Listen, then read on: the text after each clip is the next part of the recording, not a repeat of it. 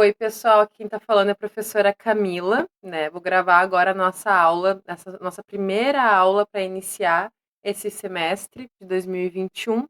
Vamos começar a introduzir então o assunto de bioquímica, que contempla ali toda a parte da citologia, do transporte de membrana, da microbiologia, fisiologia, enfim, essa parte da biologia que tem muito a química e a física também, de certa forma, envolvida. Então vamos lá. O que a gente vai discutir? Vou trazer os conceitos de bioquímica, que são aqui que já está disponível aqui para a gente ler, que são as substâncias orgânicas e inorgânicas, a água, os sais minerais, as proteínas, carboidratos, lipídios, vitaminas. Nós não vamos aprofundar esses assuntos, com exceção da água, que a gente vai tratar especificamente hoje, mas eu vou trazer o significado desses conceitos só para conseguir tornar um pouco mais presente a lembrança do que vocês já viram na escola, né? Tanto ali no fundamental como ali pelo ensino médio, né? Ainda para quem está no ensino médio, está mais vivo isso na cabecinha de vocês. E para quem ainda está com dúvida, hoje a gente vai conseguir sanar. Então, os conceitos da bioquímica, ela se apega muito aos processos biológicos, que são as reações químicas, certo? A gente vai falar bastante sobre também respiração aeróbica e anaeróbica. A gente vai conversar também bastante sobre energia, tudo que a gente tem de energia, o que fomenta a energia, né? As enzimas que trabalham, para quem não sabe o que é uma enzima, por exemplo, enzima é uma catalisadora de hidrólise. O que é hidrólise? É a quebra da molécula de água, por exemplo. Então, tem bastante conceito para a gente acabar abrindo e tentando entender melhor. Substâncias orgânicas e inorgânicas. O que isso significa? A gente trabalha com vários tipos de substâncias. Para quem não lembra o que é uma substância, a gente volta lá no conteúdo de química, quando a gente entende que é um elemento, um átomo, uma molécula e uma substância. As moléculas é quando a gente tem um conjunto, né, de átomos conectados que formam, né, que performam a molécula. Por exemplo, a molécula de água, H2O, certo? É uma molécula que tem hidrogênio, tem oxigênio, tem mais de um hidrogênio, tem um oxigênio, e a gente consegue entender que isso é uma molécula. A substância é a formação a partir desta molécula. Como assim?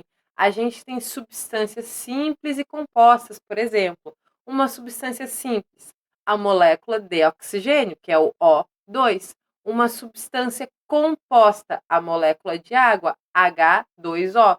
Por quê? Na substância simples, a gente trabalha com o mesmo elemento, que é o oxigênio. Na molécula de água, a gente trabalha com dois tipos de elementos, né, dois tipos de átomos, que é o hidrogênio e o oxigênio. Orgânico e inorgânico. O que isso significa? Orgânico é quando a gente trabalha uma substância que a gente considera como natural.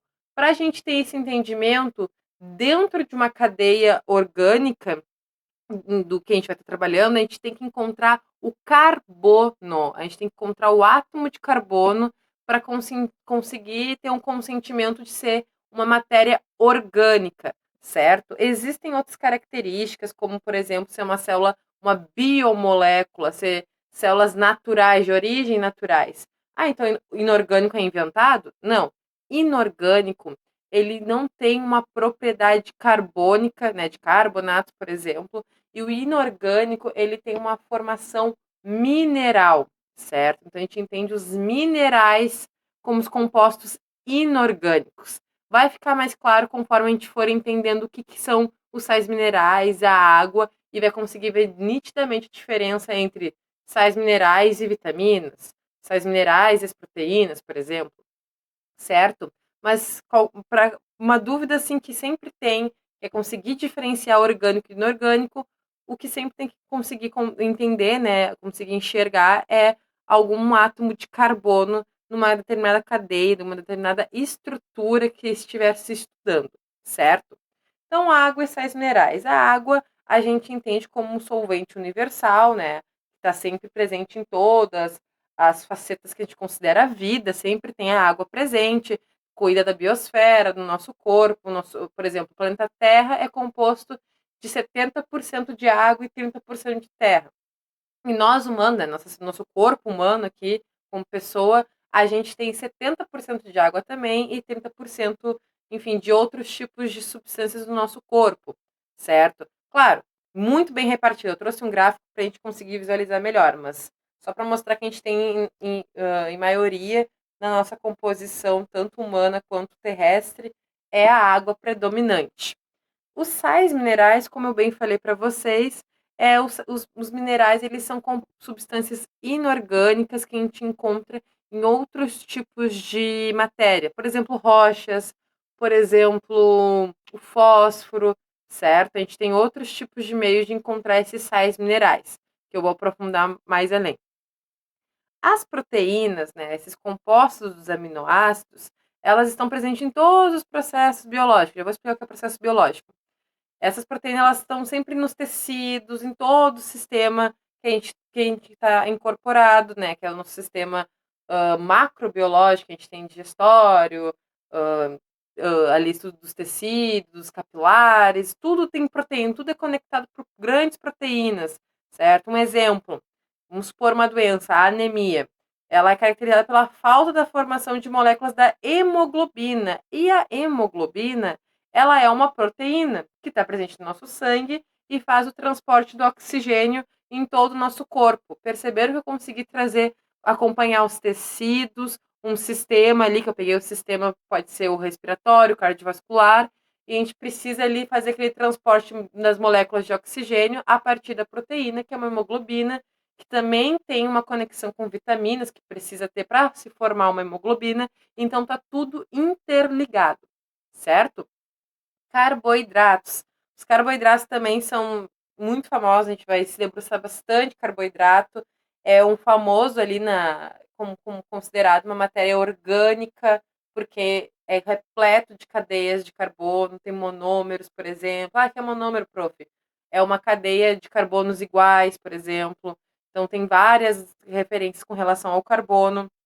Então, aqui o carboidrato, ele tem uma função estritamente energética com relação ao estudo da bioquímica, certo? A parte da química ali da vida, que toda a nossa funcionalidade no nosso corpo. Ele é uma moeda de energia, tá? A função dele é fabricar energia. Então, quando a gente está com uma fraqueza, tá com algum problema relacionado a alguma doença que traz a fadiga, certamente é uma deficiência energética que está muito relacionada aos carboidratos, certo? Por exemplo, a glucose, no caso, né? O excesso da glucose, que é um tipo de molécula referente à glicose, né? Mas é a glucose no organismo, ela desencadeia as diabetes, que a gente conhece, que é uma doença bastante corriqueira em vestibular, e Enem adoram falar da diabetes, porque ela é um ótimo exemplo, realmente, para entender os carboidratos. Além disso, também fora do âmbito humano, a gente também pode falar que os carboidratos eles têm funções dentro da natureza. Por exemplo, eles fazem a formação das carapaças de alguns camarões, de insetos, de caranguejos, então são constituídos tudo por carbono. Ou seja, se vocês forem perceber, encontrou sei lá, na praia uma casquinha de caranguejo ali, que trocou ali o exoesqueleto dele, aquela casquinha dele é bem fortezinha, né? Tu consegue quebrar, porque a gente consegue bater nela e quebrar. Mas ela ali, exposta na praia, ela demora muito para se decompor, porque as cadeias ali dos carbonos, ali, que tem ali os carboidratos, elas são bem difíceis de quebrar, elas são bem fortes. Mas isso é um assunto para se aprofundar num outro momento. Os lipídios, as famosas gorduras, as ceras, os óleos, famosos por serem apolares. Quando eu falo que ele é apolar, eu estou falando de uma gama completamente de eletronegatividade, certo? Que são também que não se misturam com a água. Experimento, pega a água, coloca o azeite, não vai se misturar, porque não se tem uma afinidade com a água, né? Apesar da água ser então tão famosa, tão necessária, não tem afinidade com a água e a densidade é muito menor, com esse exemplo que eu dei do óleo, certo? Os lipídios estão muito encontrados ali no fígado, no pâncreas, no intestino, na vesícula biliar.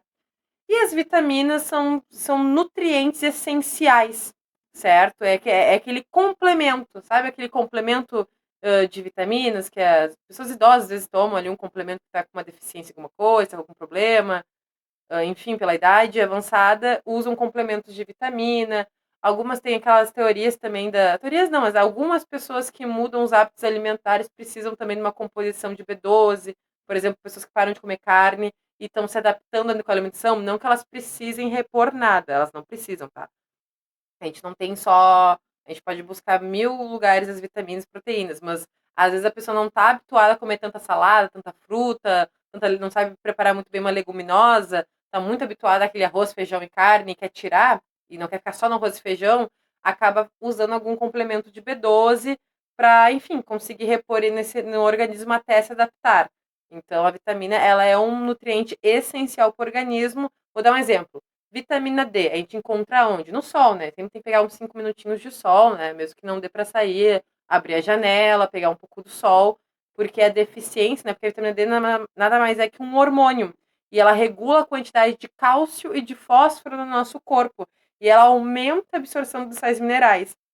Numa outra aula, a gente vai ver como sais minerais e vitaminas são micronutrientes, são nutrientes complementares para o que a gente já tem dentro do nosso organismo e a gente precisa deles para fazer, né? Precisa ingerir isso, né? A gente precisa se alimentar, né? A gente pode ficar o dia inteiro sem comer.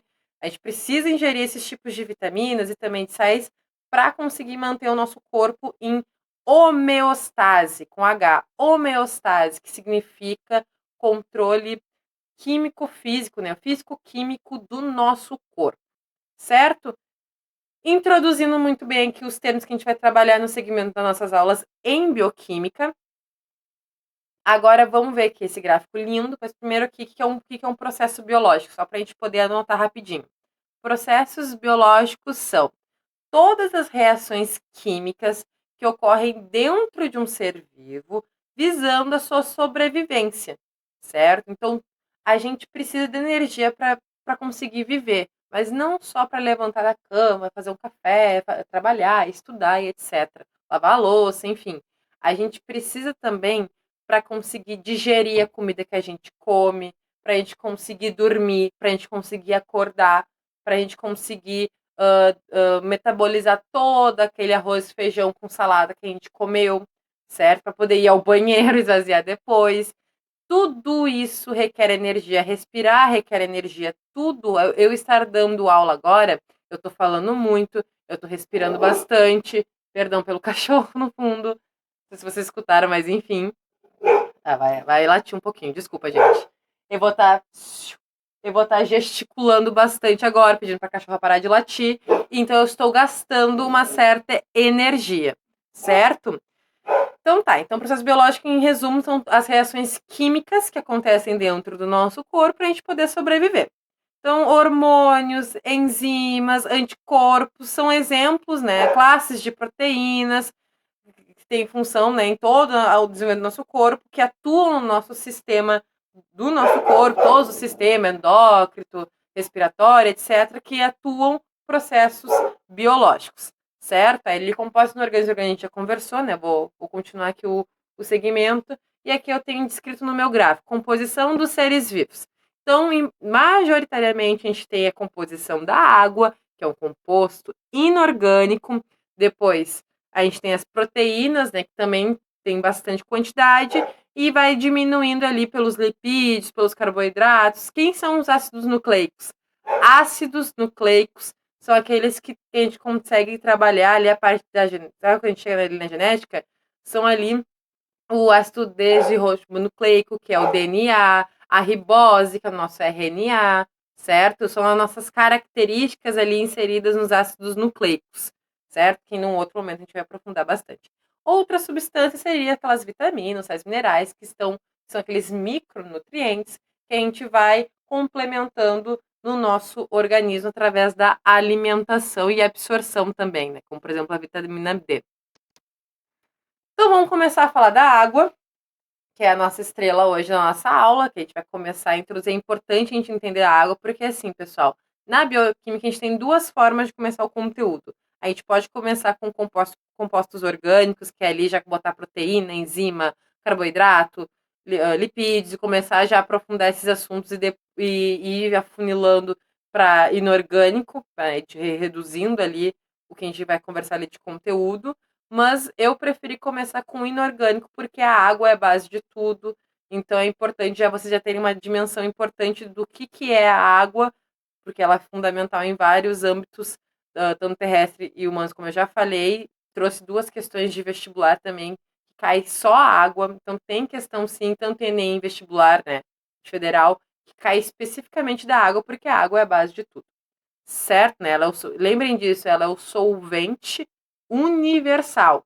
Só para lembrar, tá? Solvente é o líquido, tá? E o soluto é o fator de gradiente. Por exemplo, sal é o soluto, água é o solvente. Açúcar é o soluto, água é o solvente. Um exemplo, certo? Então, a fórmula estrutural da água é H2O, 2 átomos de hidrogênio e 1 átomo de oxigênio. Não está descrito ali o número do 1, porque o 1 a gente subentende que ele está ali invisível, certo? Disposição espacial, geometria angular. Qual é a geometria da água? Na URGS de 2020, caiu uma questão específica da geometria angular, tá? Da disposição espacial das estruturas moleculares, certo, pessoal? Então é importante a gente conseguir entender isso e visualizar, certo? A gente vai ver na questão também que vai abordar isso, que eu trouxe para vocês. Na geometria aqui angular, a gente vê na disposição. Ah, eu tenho a setinha aqui. A disposição aqui, ó, do oxigênio e dos hidrogênios, certo? Aqui também, aqui, oxigênios e hidrogênios. A gente percebe que ela é angular, certo? Ela tem uma forma piramidal, né? Parece uma pirâmide, né? Aqui, ó, pontinha, que é as extremidades, né? 3 pontinhos que ela tem, certo? Então, isso aqui é importante para a gente entender toda a funcionalidade das formações que a gente vai ter, as formações moleculares que a gente vai ter para gerar, né, desencadear as reações químicas, certo? Então, o oxigênio ele tem uma carga negativa e os hidrogênios cargas positivas. Lembrando que a gente, quando eu falo que é negativo e positivo, eu tenho uma característica polar desta molécula, certo? Então, ela é polar. E lembrando, né, diferente, né, cargas diferentes, elas se atraem, cargas iguais se repelem. Então, o hidrogênio vai fazer o papel de atrair, né, outras substâncias, outras moléculas de gênero negativo, né, e vai fazer essa atração. E o oxigênio faz aqui uma ponte de ligação. Olha só aqui, vocês percebem que tem 4 aqui moléculas conectando-se à molécula da água? Isso acontece muito, pessoal. É por ter essa forma de ângulo, essa zona tem uma zona positiva e uma negativa, tornando-se polar, a gente tem essa conexão, essa atração de 4 moléculas, né? Nessa ligação, cada molécula de água ela fica circundada por outras 4 moléculas de água também. Então é como se fizessem uma grande como é que eu posso explicar? Uma gama energética. Como assim uma gama energética? Vocês estão vendo que tem uma frase aqui, ligação, né? Ligação de hidrogênio, ou aqui, como eu botei na acepção, pontes de hidrogênio. Existem, né, também que a gente vê na química, as forças intermoleculares, né? Interdiferente, moléculas diferentes, né? Ligação de moléculas, né? Relações de moléculas diferentes, certo? Então tem várias outras, né? Que a gente não precisa entrar em detalhe agora, para não se estender no horário, mas a gente vai falar das pontes de hidrogênio, né? Ou ligações de hidrogênio, que abrange o seguinte, tá?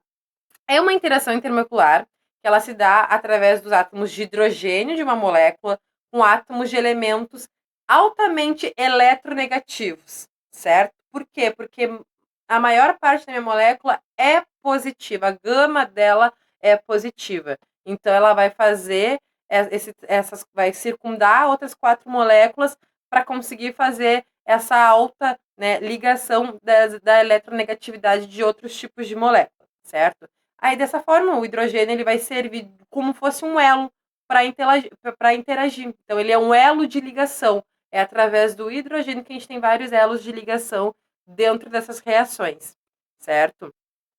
Deixa eu mostrar aqui uma outra coisa para vocês. Aqui o solvente universal que eu falei para vocês, né?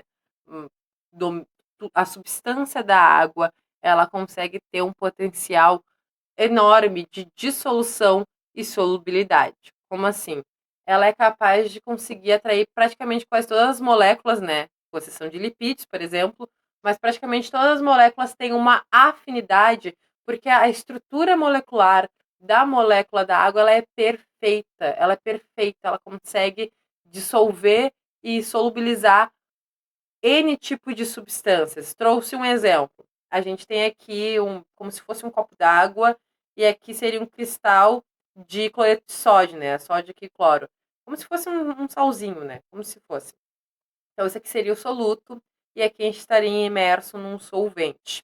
Aí se amplia a imagem, e aparece aqui o sódio com carga positiva, o cloro com carga negativa, e aqui em vermelhinho, com azul, com branco, a molécula de água. E aparece aqui, ó, conseguem enxergar a conexão e conseguem ver que a bolinha vermelha é a carga negativa e essa aqui mais clarinha é as cargas positivas, e elas se conectam com as cargas do sódio, e aqui fica aqui circundante o cloro, aí íons solvatados. O que isso significa?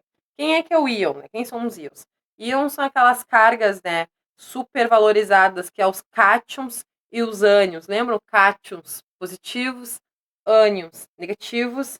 Cátions perdem elétrons, ânions ganham elétrons, certo? E a gente vê toda essa relação, né, tanto da relação intermolecular quanto da conexão dessas cargas que vão perdendo e ganhando elétron, fazendo essa troca sem parar, certo? Olha aqui outras palavrinhas. Hidrofílica e hidrofóbico. O que isso significa? Vamos cortar as palavras, porque na biologia a gente faz muito isso, né? A gente corta as palavras para conseguir entender o significado dela. Então, cortando a palavra no meio, hidro é água, sempre é água. Fílica é como se fosse amigo, né? Amigo, então é a proximidade. Uma substância hidrofílica é uma substância que tem uma fácil afinidade com a água, ou seja, ela consegue dissolver e solubilizar com muita facilidade na água, né? Do solvente da água. E o hidrofóbico é o oposto disso, né? Fóbico é medo, então é como essa substância que é hidrofóbica fugisse da água. Um ótimo exemplo é o óleo sobre a água, né? O que eu dei anteriormente. Guardem muito bem hidrofílico e hidrofóbico, porque vocês vão ver muitas palavras, entendam como é que ela é a palavra, o significado dela cortado, porque ela vai aparecer de outras formas, as palavrinhas, tentando trazer o mesmo significado, ou pelo menos semelhante, como um sinônimo, e aí, sabendo disso, vocês não vão se perder quando vocês encontrarem palavras mais diferentes que a gente não vê no nosso dia a dia, né, no nosso vocabulário, né, porque a gente aprende um dicionário novo na bio e na química, certo? Vamos avançar, trouxe uma piadinha para vocês. Eu encontrei no meu Instagram, né? Só que o meu Instagram, eu sigo muito professor, aquela coisa toda. Então, não sei se vocês viram também, né? Se correu tipo, essa tirinha para vocês. Mas enfim, eu gostei dela. Aí é um urso, né? Aparentemente um urso polar aqui, né? No gelo, né? Na água. Aí ele pede socorro, socorro, estou dissolvendo. Aí um urso mais escurinho fala, mas ursos são insolúveis. Aí ele responde, é fácil para você dizer isso, você não é polar. O que significa essa tiradinha? Ele tá pedindo socorro porque ele caiu na água e ele é polar. Ou seja, ele tem a carga positiva e negativa, e em contato com a água, vai acontecer o quê? Vai solubilizar, certo? É como se o urso polar estivesse desfazendo, né? Como botasse um açúcar na água, como ele estivesse desfazendo, né? Dissolvendo dentro da água. Aí o urso que é mais escurinho, que é um outro tipo de urso, né? Um urso polar, ele fala, mas ursos são insolúveis. In. O prefixo in é negação, assim como a também, né? In não é tira. E solúveis, no caso, solubilidade. Então, ele é insolúvel, ele não vai se misturar com a água. Por quê? Porque certamente esse ursinho escurinho, ele é apolar. Ele é dotado de cargas negativas. E para quem tem, às vezes esquece, né? Ah, como assim carga negativa? Lembrem, não tem solubilidade com a água. Por exemplo, petróleo. Petróleo é uma propriedade orgânica, né? Uma matéria orgânica repleto de carbonatos, né? Repleto de cadeias carbônicas que são apolares, certo? A gente vê muito na química orgânica. Então, e tem, olha, uma chove de questão do Enem que fala de petróleo, que fala de cadeias de carbono e essas pegadinhas que tem questão tipo, tal é polar, nunca é apolar, é solúvel em água, nunca é insolúvel, certo? Aí o ursinho tá de boa, porque se ele cair na água, ele vai ficar praticamente sobre a água, né? Porque Esses tipos de óleos, como eu dei o exemplo do petróleo, ele tem uma densidade completamente diferente, né? Um volume completamente diferente da propriedade da água. E justamente isso por conta, voltando ali em pontes de hidrogênio ou ligações de hidrogênio, né? Porque a ligação da ponte de hidrogênio da ligação de hidrogênio, ela é muito forte. Ela é a mais forte, podem anotar. Entre as relações intermoleculares, é a ligação mais forte, mais poderosa, certo? Coesão e adesão. Justamente por isso que eu falei dessa força dessas relações, né, das relações não, né, dessa relação, existe uma alta tensão, ali está escrito ali, tensão superficial. O que acontece? A coesão, ela tem uma capacidade de fazer como se fosse uma força, né? A coesão, ela é o significado de toda a força que existe na água, né? A força que ela tem de unir aquelas moléculas e não permitir que elas não se separem por nada. E isso também, essa interação entre essas moléculas serem muito fortes, entra também na característica da adesão, certo? Então, toda essa característica de coesão e adesão é um significado, né, uma explicação da força das ligações de hidrogênio que não permitem que a água ela se desfaça. Quando a gente pega a água na mão, por exemplo, ela escorre na nossa mão, ela não se desfaz na nossa mão. Olha ali aquele inseto que está aqui nessa imagem aqui. O inseto ele está sobre a água, né? Tem alguns lagartos que também conseguem correr sobre a água, tem aquele, podem botar no Google depois, lagarto de Deus, que é o nome dele, nome popular é claro, né? Lagarto de Deus, porque ele corre sobre as águas. É justamente pela essa questão da tensão superficial com relação à água, né? Por ela ter uma ligação tão forte, mas tão forte que ela não se desfaz e um serzinho assim consegue ficar sobre a água, né? Porque, gente, é água. Se a gente botar o nosso pé na água, a gente afunda o nosso pé. Concorda comigo que a gente afunda? A gente afunda. A tensão dessa água é tão forte que esse inseto aqui, né, como se fosse um mosquito, ele fica sobre a água, como se ele estivesse no chão. Porque, claro, né, ele é não só muito mais leve, mas como ele consegue ter um equilíbrio para ficar sobre a água e a água não afunda ele. Porque a água, como eu falei, ela não se desfaz, né, ela não dissipa, ela não é dissipável, porque ela tem coesão e adesão e que forma a tensão superficial. Capilaridade. Vocês têm que entender o conceito de capilaridade. Tem duas questões do Enem 2019 que caiu sobre capilaridade. Tanto sobre a água, 2019 PPL, que é a segunda aplicação, caiu sobre a água, e a aplicação regular caiu numa questão de química que fala de água e fala capilaridade, mas fala mais num contexto de, como é que era mesmo? Cromatografia, né? É uma questão de química. Mas, enfim, tinha um conceito de capilaridade. Se tu não soubesse o conceito de capilaridade, tu errava a questão. Não adiantava saber outra coisa. Tu errava a questão. O que é capilaridade? Ela é como se fosse os caninhos as quais permitem que a água consiga transpassar. Exemplo lúdico: transporte de condutores de seiva das plantas. Lá na botânica, blá, blá, blá, que a gente vê no fundamental. A gente vai ver lá o transporte de seiva bruta. Bruta não, né? Com condutores de seiva, perdão. Tem o xilema, tem o floema e tudo mais. Mas condutores de seiva. Daí a gente tem a parte dos sais minerais, que é a parte da água, e a parte dos nutrientes, que é nitrogênio e outras coisas lá. E daí acontece o seguinte: a gente tem uma planta que está fixa ali na terra, através das raízes, né, que são bem finas. Qualquer raiz que tu pegar, ela é fina. É claro, depende muito da planta, mas enfim, num contexto geral, ela é mais fina. E aí, enterrada ali na terra, em contato com a água, mas assim, gente, não é um rio que ela está em contato, ela está em contato com muita pouca água, que está sendo absorvida por toda a terra. E aí a terra está ficando mais úmida do que ela suporta secar, ou pelo menos em tempo hábil para se secar. Então, né, aquelas raízes elas conseguem puxar aquela água e fazer esse transporte para cima, no caso, né, para conseguir fazer com que essa planta consiga, entre mil aspas, beber água. O que acontece? Outro exemplo também, do papel. Pega um papel e molha ele, certo? Claro, né, ele vai ficar todo molenga, mas ele vai pelas fibras, porque papel tem fibra, qualquer papel tem uma fibra, e essa fibra ela é fininha, assim como essas raízes, que vão sugar essa água, vão puxar, não vai absorver, vai puxar a água através de um capilar. Exemplo também, temos capilares no nosso sistema circulatório. Lembram? A veia, a artéria, daí tem. Ai, como é que era ali? Depois tem as intravenosas, umas coisas assim das veias, até que a gente chega na parte dos tecidos, que a gente vai ali em tecido adiposo, ali em histologia, tecido conjuntivo, e ali a gente tem os capilares, os quais conseguem fazer essa irrigação da água. Por que eu estou repetindo tanto isso? A questão da química que eu falei para vocês. Era um experimento que se fazia em sala de aula.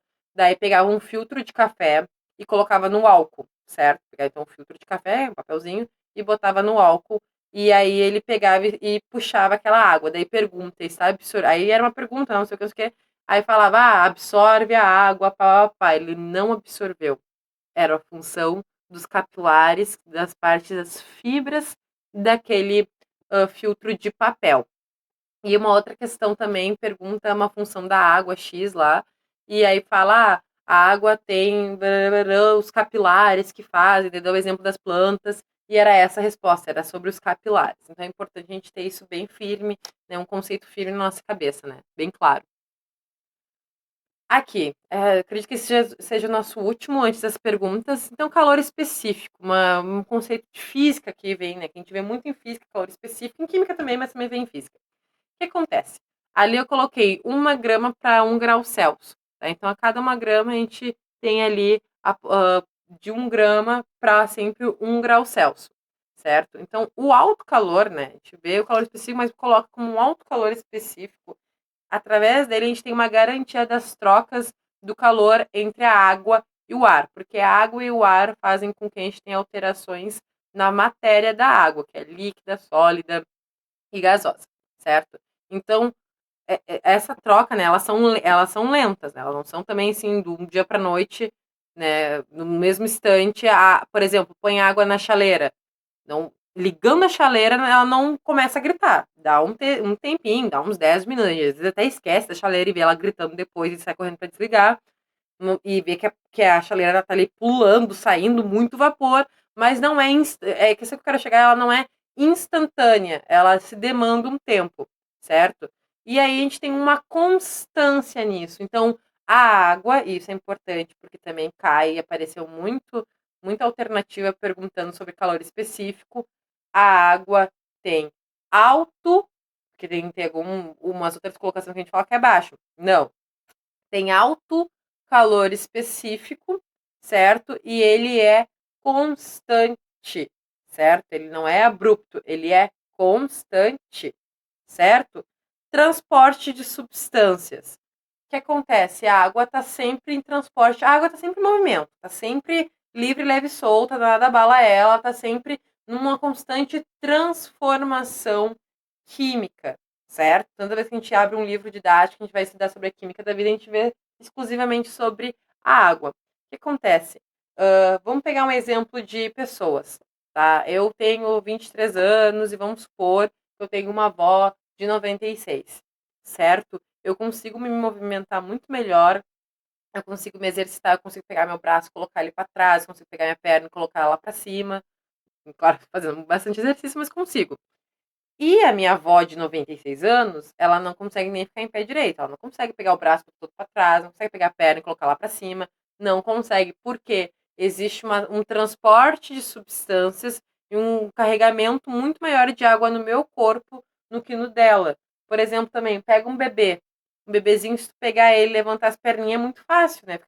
Pegar a perninha, encostar na barriga, pegar o pezinho dele, botar quase na cabeça, ele até consegue encostar na cabeça, é muito mais flexível por conta desses transportes de substâncias da água, certo? Então, esse exemplo de pessoa é muito fácil a gente conseguir enxergar e tornar mais lúdico esse entendimento desse transporte da água, certo? E para finalizar esse assunto, que também é importante a gente falar das reações de síntese, certo?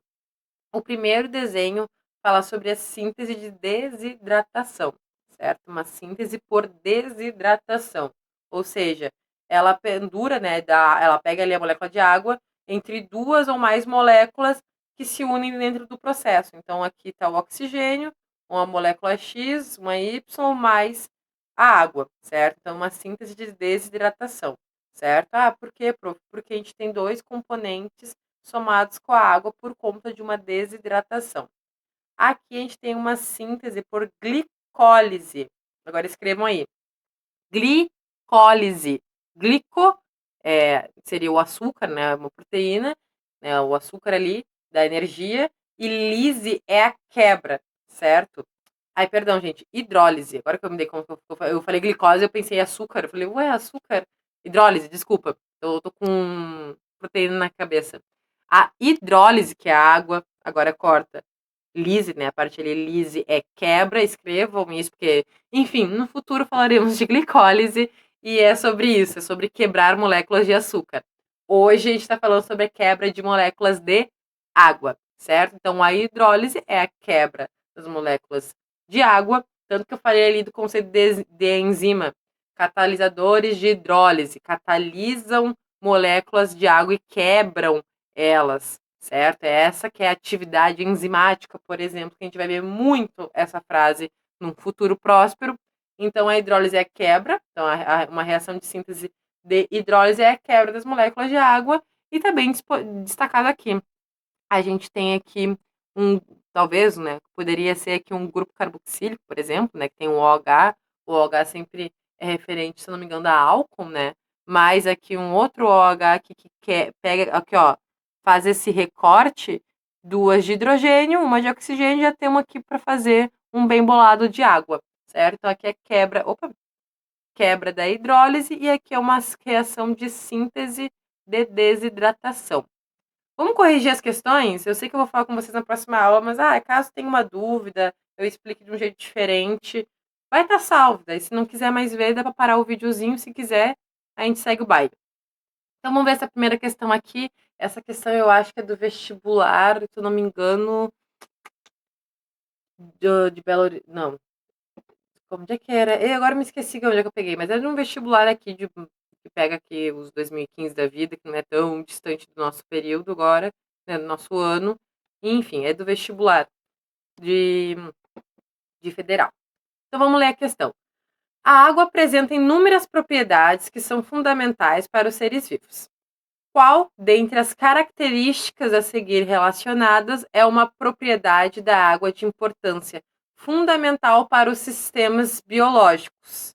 Então, sistemas biológicos contempla muito mais que ser humano, contempla uma gama muito maior de possibilidades para a gente refletir sobre a importância de alguma propriedade da água, tá?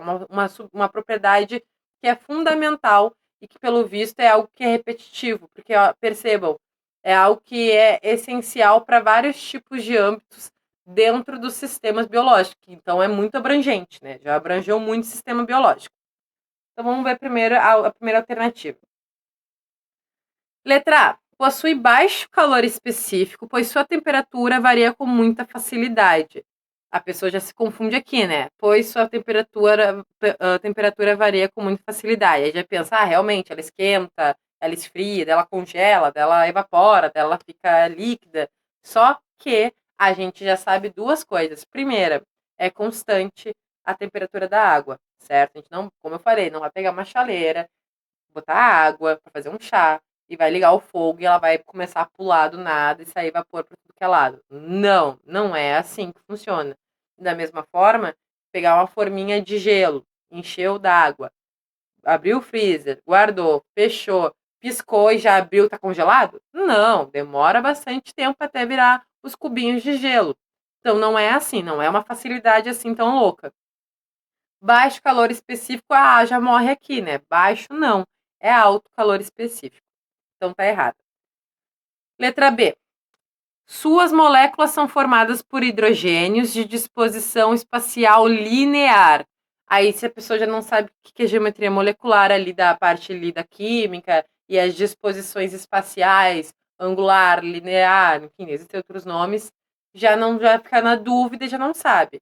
Não, a gente viu que ela é angular, né? Ele tem a forma piramidal, não é linear, não tem nada a ver. A letra B de Benson está errada. C. Seu ponto de ebulição é entre 0 e 100 graus Celsius. Dá para considerar a letra C, né? A ebulição, né? Quando ela está chegando no auge dela, ali vai para 100%, 100%, 100 graus Celsius, né? A água começa a evaporar a partir de 100 graus Celsius. E aí depois para ela congelar é a partir de 10 graus negativos, se eu não me engano. Então tem realmente uma variação. Tem um ponto de fusão também, enfim. Acende e deixa quieto. Letra D de Deus. É um solvente limitado, pois não é capaz de se misturar com muitas substâncias. A letra D, nada a ver, né, pessoal? Primeiro, solvente limitado. Água é tudo, é vida? Não. É o solvente universal, e aí ela tem a capacidade de se misturar com várias substâncias, né? Lembra que a gente viu ali dos ursos, que ela tem um alto potencial de solubilidade, de dissolução, lembram disso? Então não, a letra D não tem como ser. Letra E de estudante. Possui alta capacidade térmica e é o solvente de muitas substâncias. Pessoal, a letra E vai ser a correta. Por quê? Porque ela é muito mais completa e cabe direitinho dentro do nosso enunciado e principalmente no que nosso comando está nos solicitando. Ele pergunta qual é a característica que é primordial, fundamental sobre a água num contexto abrangente que fala de sistemas biológicos. Sistema biológico é muito abrangente. Logo, possui uma alta capacidade térmica, que é verdade, e ser um solvente de muitas substâncias, você conseguir ter uma afinidade com vários tipos de substâncias hidrofílicas. O que é hidrofílico? A amizade ali com a água, realmente tem muito cabimento num contexto de sistemas biológicos. Então, a letra E é a alternativa correta dessa questão, certo? Última questão. No corpo humano, a água exerce variadas atividades fundamentais que garantem o equilíbrio e o funcionamento adequado do organismo como um todo. Considerando que um ser humano adulto tem entre 40% e 60% de sua massa corpórea constituída por água, é correto afirmar que a maior parte dessa água se encontra localizada. Aí segue as alternativas. Vamos entender esse enunciado, certo? Então ele disserta especificamente do corpo humano, né, um corpo humano adulto, porque se falasse de um bebê, se falasse em recém-nascido, é 90% de água que é constituído um corpo de um bebê, certo? O bebê ele recém-nascido. Então, é importante perceber que às vezes o enunciado está enfatizando por algum motivo. Então, entre 40 e 60, né? Eu falei ali 70, mas enfim, não vai além disso. De sua massa corpórea, né, constituída por água, e é correto afirmar que a maior parte, tá? Então, onde é que se concentra a maior parte da água? Dentro de um corpo humano adulto, né, de um humano adulto, que gera o quê? Garante um equilíbrio. E o que é um equilíbrio? Né? O que é essa garantia? Um equilíbrio, né, uma questão homeostática, físico-química de equilíbrio do corpo para que ele funcione de maneira adequada e funcional, certo? Então, letra A, na linfa. Quem que é linfa? O que é isso? Sistema linfático. É onde a gente tem. Sabe que a gente pega ali o corpo humano, a gente abre ali toda a parte da fisiologia, da anatomia humana, e a gente vê vasinhos vermelho, que é do sangue, né? Tem os azuizinhos, que é das veias, e tem o verde. Geralmente essas cores, tá? O verde significa que a gente está falando do sistema linfático. Sistema linfático é aquele que tem ali um líquido que é um plasma leitoso. Por que ele é dessa cor branquinha, assim, leitosa? Porque ali se comporta os glóbulos brancos. Quem são os glóbulos brancos? São os linfócitos. Quem são os linfócitos? São componentes, né, citoplasmáticos, perdão, da citologia, né, do comportamento das células, que são aqueles glóbulos brancos, que são os anticorpos, né, os tipos de lembra que a gente vê ali células L, células T, a gente vê ali, aí tem uns endócrinos, tem vários tipos de células anticorpos, mas os linfócitos são específicos, os glóbulos brancos que a gente encontra dentro do sistema linfático, certo? Aí te pergunta, prof, mas o que tem a ver com a água? Não tem nada a ver, de fato não tem nada a ver. Então a letra A não tem como ser. Letra B, nas secreções glandulares. Se a pessoa não revisou nada de água, marca a letra B por chute. Porque, na verdade, pode até a gente entender a letra B como um pega-ratão, como um distrator. Por quê? As secreções glandulares, a gente encontra lá em sistema endócrino, que é quando a gente está tentando tornar em equilíbrio o sistema térmico do nosso corpo, certo? Como assim, prof? estou com calor, estou morrendo de calor, estou falando e estou com calor, vou dar uma corrida vou correr na rua e começo a suar. Por que eu estou suando? Porque eu estou tentando equilibrar, meu corpo está tentando equilibrar a temperatura do meu corpo e extrair essa água faz com que eu consiga equilibrar e resfriar o meu corpo. Por isso que a gente sua, para tentar resfriar o nosso corpo. Então, secreções glandulares seria a, a excreção da água no nosso corpo. Então, completamente contrário do que a questão está pedindo. Letra C, no meio intracelular. Intracelular significa dentro da célula. Então, imaginem uma célula, certo? O que tem dentro da célula? Tem organelas, correto? Tem organelas. Mas o que sustenta aquelas organelas? Ah, prof, é o citoplasma. Só que o citoplasma é feito do quê? A gente não está falando da água? Não tem água por tudo? Como é que aquelas moléculas, vocês já viram um videozinho de célula, foto de célula, imagem de célula, pelo menos num livro didático. Ele fica num fundo de água, daí a gente tem o líquido extracelular e o líquido intracelular. Ambos têm diferenças? Tem, mas ambos são compostos de água. Letra C é considerável. No plasma sanguíneo, dá para confundir plasma sanguíneo, né? Poderia chutar aqui, porque é sangue também, né? Sangue é líquido. Só que o sangue é constituído por hemoglobina, que a gente falou hoje, que são aquelas proteínas, que através da proteína lá que transporta o oxigênio, a gente encontra ali todo aquele transporte de formação da hemoglobina, lá da enzima e tudo mais, que a gente encontra os glóbulos, os glóbulos vermelhos, e a gente encontra um carregamento de ferro. Quem nunca cortou o dedo e colocou na boca sente um gosto de ferro, certo? Então ali a gente tem um carregamento muito forte de ferro, de hemoglobina, dos glóbulos vermelhos, e a gente tem esse plasma, que é esse líquido, né, meio espessento, mais espesso no caso, dentro do sangue. Então a textura do sangue é completamente diferente da textura da água. Outro exemplo muito bom sobre o sangue, né, o plasma sanguíneo, é que ele é ele é uma substância o qual ela tem uma mistura mista. Lembra ali da mistura simples, mistura composta, na verdade, né? Mista.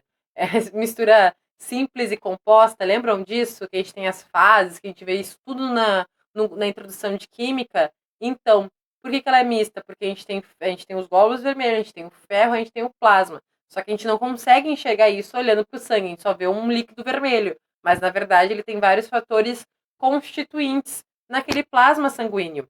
Então, a alternativa correta dessa questão é a letra C de Camila, que é no meio intracelular. Então, a água, pessoal, o que é a água, né? O que é essa substância maravilhosa? A água ela tem um papel fundamental e essencial no metabolismo. Então, se tiver que pegar uma característica primordial da água, é o processo metabólico das células. Certo, pessoal? Encerramos a nossa primeira aula. Já tinha dado essa aula, mas não consegui gravar no dia por questões técnicas, infelizmente. Mas felizmente eu consegui organizar tudo e fazer essa aula para vocês. Agora vocês têm salva ela. Vocês podem retomar esse conteúdo quantas vezes vocês quiserem. E eu vou estar sempre à disposição para vocês. Certo? Um beijão para vocês e até a próxima.